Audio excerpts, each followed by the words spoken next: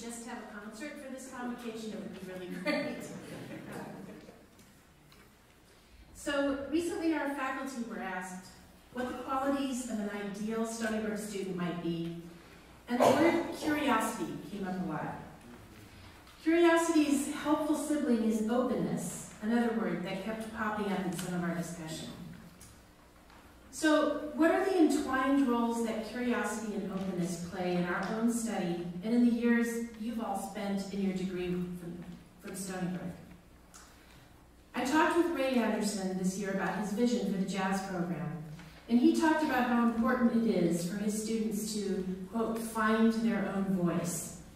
This is a goal shared by many others on the faculty, and I think it could be the motto for our learning outcome in the department. Help students find their own voice. Our voice is a metaphor, unless we're a singer.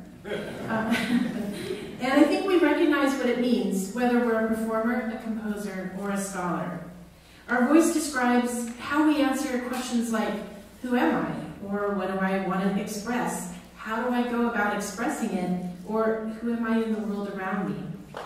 Those questions, and hopefully some of the answers, are along the path that your curiosity and openness takes you. Playing a faster scale, composing more quickly, or publishing an article might all contribute to the shape and contour of our particular voice, but really finding who you are and what we want to say requires sustained application of those two qualities that our faculty hope are part of your life and work, curiosity and openness.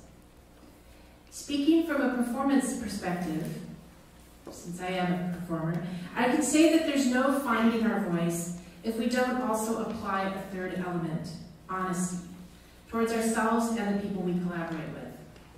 If you're trying to get at an authentic rehearsal and performance experience, you must engage with curiosity, searching, openness, dialogue, discussion, experimentation, and boldness. And honesty plays a big role here, because without honest sharing through the music, there's no way for your own voice to emerge. Jimi Hendrix said in an interview with Melody Maker magazine in 1970, "Music doesn't lie. I agree it can be misinterpreted, but it cannot lie. When there are vast changes in the way the world goes, it's usually something like art and music that changes it. Music is going to change the world next time." Well, how can this be? How can performing, composing, and critically studying music change the world? This year I went to Carnegie Hall, unfortunately not as a performer, and heard the great Yuja Wang play all 5 Rachmaninoff concertos in one afternoon.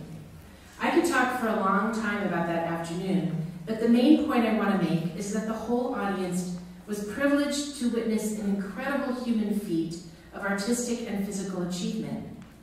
And because we were watching a live human on stage, there was no question about whether the experience had been filtered, altered, run through AI, or manipulated.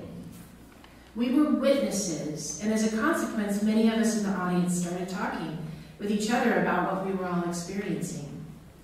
That concert was not only a great 5.5 hours, it was a profound exercise in community building for the audience and a very deep, authentic, and unaltered human achievement that was witnessed by all of us in real time. In all the work we do, if we bring our authentic and personal voice to the work, we can help define reality for those with whom we engage in ways that are profound and meaningful. The effects of artificial intelligence are exploding around us, and it's going to be increasingly difficult to know what we're seeing and what we're hearing. But when you engage directly with a primary source as a scholar, or when you work directly with others in conveying your compositional vision, or when you sit on stage in a string quartet playing a wooden instrument that you hold with your own body, you are participating in reality, and you're finding your own voice.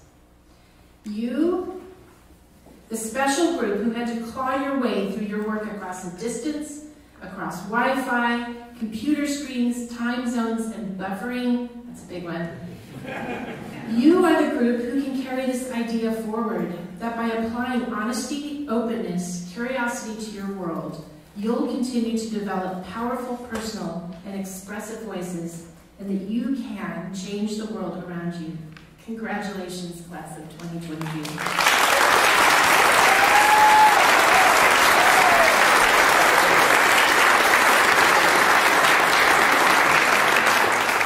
And now it's my great pleasure to introduce Matt Miller, who's our undergraduate student speaker.